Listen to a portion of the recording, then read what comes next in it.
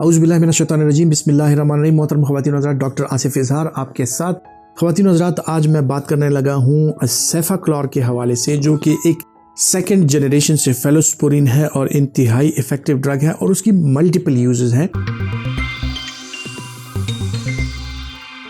जिस तरह कि आपको पता है कि सेफेलोस्पोरिन ग्रुप्स के जितने भी ड्रग्स हैं, first generation, second generation, third generation, fourth and fifth generation भी अब आ गई हैं, लेकिन जो सेकंड जनरेशन ड्रग्स हैं, जिस तरह के सेफाक्लोर हो गया, सेफ्रेडिन वगैरह हो गए, इनको जो रोज़मर्रा के इन्फेक्शंस हैं, कम्युनिटी एक्वायर्ड इन्फेक्शंस हैं, इनमें एक खासा हासिल है कि इनको आमतौर पे भी इस्तेमाल किया जा सकता है। बहुत सेफ ड्रग्स हैं, उनको सेफली इस्तेमाल किया जा सकता है और वाइड स्प्रेड ये पूरी दुनिया में यूज़ हो रहे हैं, बच्चों में भी और इसी तरह एडल्ट्स में भी। पीडियाट्रिक एज ग्रुप और एडल्ट्स दोनों में ये जो है सेकंड जनरेशन सेफेलोस्पोरिन्स ओरल एंटीबायोटिक्स को एक बुनियादी हैसियत हासिल है। इसके हवाले से अगर मैं बात करूं, जिस तरह के सेकंड जनरेशन सेफेलोस्पोरिन्स हैं, उनका जो बुनियादी मैकेनिज्म ऑफ एक्शन है सेफेलोस्पोरिन्स का, वो ये है कि सेल वॉल की लाइसिस करते हैं ये बैक्टीरिया की, और सेल वॉल की जो प्रोटीन सिंथेसिस है उसको रोक के सेल वॉल को डैमेज करती हैं और बैक्टीरिया जो है वो इस तरह से ख़त्म हो जाता है। अब जो सेकंड जनरेशन सेफेलोस्पोरिन्स है, इनकी कवरेज जो है वो काफ़ी ब्रॉड होती है और इसी वजह से इसको मुख्तलिफ किस्म के इन्फेक्शंस में इस्तेमाल किया जा सकता है। इसकी कवरेज जो है वो gram positive, gram negative, up to some extent anaerobes को भी ये कवर करती हैं और ग्राम पॉजिटिव रॉड्स और इस तरह के मुख्तलिफ किस्म के कोकाई, स्पेसिफिकली नीमोकोकाई जो है उनको भी ये कवर करती हैं और इस वजह से ये सेफाक्लोर को एक मुमताज़ हैसियत हासिल है कि जो रेस्पिरेटरी ट्रैक्ट इन्फेक्शंस हैं, जो कि हीमोफिलस इन्फ्लुएंजा की वजह से या जो मुख्तलिफ किस्म की न्यूमोकोकाई की वजह से होते हैं, उनमें ये काफ़ी इफ़ेक्टिव है और ज़बरदस्त किस्म के इसका जो इफ़ेक्ट होता है वो आप हासिल कर सकते हैं। ख़वातीन हज़रात, जिस तरह की मैंने बात की कि इसकी कवरेज जो है वो काफ़ी ब्रॉड स्पेक्ट्रम है और इसमें मुख्तलिफ किस्म के gram positive, gram negative, up to some extent anaerobes, ये सारों को कवर करता है। इस वजह से इसका इस्तेमाल जो है वो मुख्तलिफ किस्म की इन्फेक्शंस में किया जाता है, जिसमें आप अपर रेस्पिरेटरी ट्रैक्ट इन्फेक्शन से लेके लोअर रेस्पिरेटरी ट्रैक्ट इन्फेक्शंस, खुसूसन जो बच्चों में ओटाइटिस मीडिया, ओटाइटिस एक्सटर्ना और इंटरनल एयर के जो इन्फेक्शंस होते हैं, उनमें बेहतरीन इफेक्ट है इसका। इसके अलावा ख़वातीन हज़रात, जो स्किन के इन्फेक्शंस हैं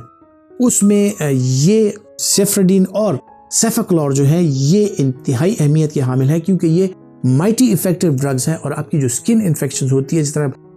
फोड़े, फुंसियाँ वगैरह और मुख्तलिफ किस्म के जो दाने, मुख्तलिफ किस्म की इन जो एब्सेसेस बनती हैं स्किन पे, उनमें काफ़ी इफ़ेक्टिव हैं। इसी तरह सेलुलाइटिस जो स्किन का इन्फेक्शन होता है उसमें ये काफ़ी ज़्यादा इफ़ेक्टिव है। जो सॉफ्ट टिश्यू इन्फेक्शंस होते हैं उनमें ज़्यादा इफ़ेक्टिव है। इसी तरह जो जिस तरह मैंने जिक्र किया कि आपके अपर रेस्पिरेटरी और लोअर रेस्पिरेटरी इन्फेक्शंस में, खुसूसन फेरेंजाइटिस, टॉन्सिलाइटिस, इसमें इसका बहुत ज़्यादा अहम किरदार है। आते हैं कॉम्प्लिकेटेड नमूनियाज की तरफ या नमूनियाज की तरफ। जब नमूनिया हो तो उसमें cefaclor alone in community acquired pneumonia, या जो कॉम्प्लिकेटेड नमूनियाज होती हैं उसमें इन कम्बिनेशन विद मैक्रोलाइड्स या इन कम्बिनेशन विद क्विनोलोन्स इसका इस्तेमाल कराया जा सकता है और ये काफ़ी ज़्यादा इफ़ेक्टिव है। बच्चों में जो है तो काफ़ी इफ़ेक्टिव ड्रग है और जो रेजिस्टेंट इन्फेक्शंस होते हैं चेस्ट के उसमें, या जो रेजिस्टेंट इन्फेक्शन होते हैं क्रॉनिक सपोरेटिव ओटाइटिस मीडिया के, उसमें इसका रोल जो है वो बहुत ज़्यादा अहमियत का हामिल है। सेफाक्लोर जो है वो आपके जो जीआई इन्फेक्शंस हैं उनको भी कवर करता है, सॉफ्ट टिश्यू इन्फेक्शंस को भी कवर करता है और इसके अलावा जो बोन और जॉइंट के इन्फेक्शंस होते हैं उसमें भी काफ़ी इफ़ेक्टिव है और ये इसका इस्तेमाल उनमें कराया जा सकता है। ख़वातीन हज़रात, इसके साइड इफ़ेक्ट के हवाले से अगर बात करें तो इसके छोटे छोटे साइड इफ़ेक्ट्स में जो है तो हेडेक, डेजीनेस, डायरिया वगैरह हो जाना, जो कि एंटीबायोटिक इंड्यूस्ड होता है, वो तकरीबन हर एंटीबायोटिक के साथ होता है। ये इसके जो कॉमन साइड इफ़ेक्ट्स हैं उनमें आता है, लेकिन इसके जो ज़्यादा सीरियस साइड इफ़ेक्ट्स हैं उनमें जो बोन मैरो सप्रेशन है, एप्लास्टिक एनीमिया है, इसके साथ हो सकता है। इसके अलावा टॉक्सिक एपिडर्मो नेक्रोलाइसिस जो स्किन की एक कंडीशन है, जो एलर्जिक कंडीशन दवाइयों से होती है, खुसूसन सेफेलोस्पोरिन्स और पेनिसिलिन ग्रुप के साथ ये कोरिलेटेड है। इसके साथ अगर हो जाती है तो आपको स्टीवन जॉनसन सिंड्रोम और इस तरह की कंडीशंस हो सकती हैं। ये जो है इसके मेजर साइड इफ़ेक्ट्स हैं, जिनमें bone marrow suppression, aplastic anaemia और टॉक्सिक एपिडर्मो नेक्रोलाइसिस जो है वो बहुत ज़्यादा ज़रूरी है कि आपको पता हो कि ये इसके मेजर साइड इफ़ेक्ट्स में आते हैं। इसके अलावा जो इओजिनोफिलिया है या हाइपरसेंसिटिविटी सिंड्रोम है, ये उसके साथ कोरिलेटेड है, और जो ब्लीडिंग डायथीसिस हैं वो इसके साथ इंक्रीज हो सकती हैं। जिन लोगों को हीमोफीलिया वगैरह के इस तरह के इश्यूज हैं वो इन दवाइयों का इस्तेमाल करते हुए ज़रा सा एहतियात बरतने की उनको ज़रूरत होती है। ख़वातीन हज़रात, किन दवाइयों के साथ सेफेक्लॉर का इस्तेमाल करते हुए आपको ये पता होना चाहिए कि उनमें इंटरैक्शंस हैं। सो जो वैक्सीन्स हैं, जिस तरह के कॉलरा वैक्सीन हो गया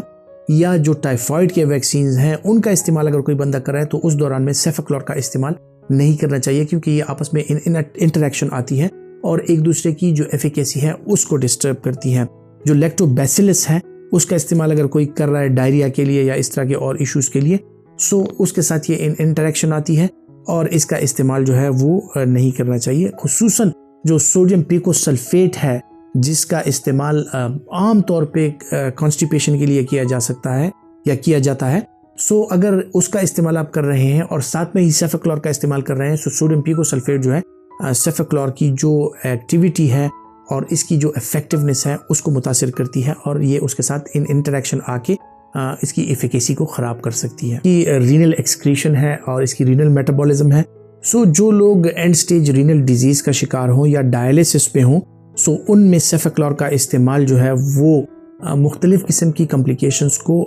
वो जन्म दे सकता है और उन लोगों में सेफेक्लॉर का इस्तेमाल नहीं कराना चाहिए। सो सेफेक्लॉर का इस्तेमाल जो डायलिसिस डिपेंडेंट पेशेंट है अगर वो करते हैं, उनमें बोन मैरो सप्रेशन के और जिस तरह मैंने टॉक्सिक एपिडर्मल नेक्रोलाइसिस का जिक्र किया उसका अंदेशा ज़्यादा रहता है, एलर्जिक रिएक्शन का अंदेशा ज़्यादा रहता है और इसकी ब्लड से क्लियरेंस का इशू जो है वो ज़्यादा रहता है, क्योंकि इसकी रीनल क्लियरेंस नहीं हो रही थी। सो इस वजह से जो एंड स्टेज रीनल डिजीज़ के पेशेंट हैं उनमें सेफेक्लॉर कॉन्ट्रा इंडिकेटेड है। ख़वातीन हज़रात, उम्मीद करता हूँ कि मेडिसिन नॉलेज के हवाले से जो वीडियोज़ हम आपके साथ शेयर कर रहे हैं आपकी नॉलेज के लिए, इनसे आपके नॉलेज में इजाफा होगा और ये यकीनन आप दूसरों तक भी पहुंचा रहे होंगे। लेकिन इसके साथ एक बात ज़रूर याद रखनी है कि इन वीडियोस का मकसद हरगिज़ ये नहीं है कि सेल्फ मेडिकेशन को प्रोमोट किया जाए। आपने दवाई बहरहाल अपने डॉक्टर के मशवरे से इस्तेमाल करनी है, लेकिन जो दवाई आप इस्तेमाल कर रहे हैं एटलीस्ट हमारी इन वीडियोस का मकसद ये है कि उनके जो पॉसिबल साइड इफ़ेक्ट्स और उनकी जो यूजेस हैं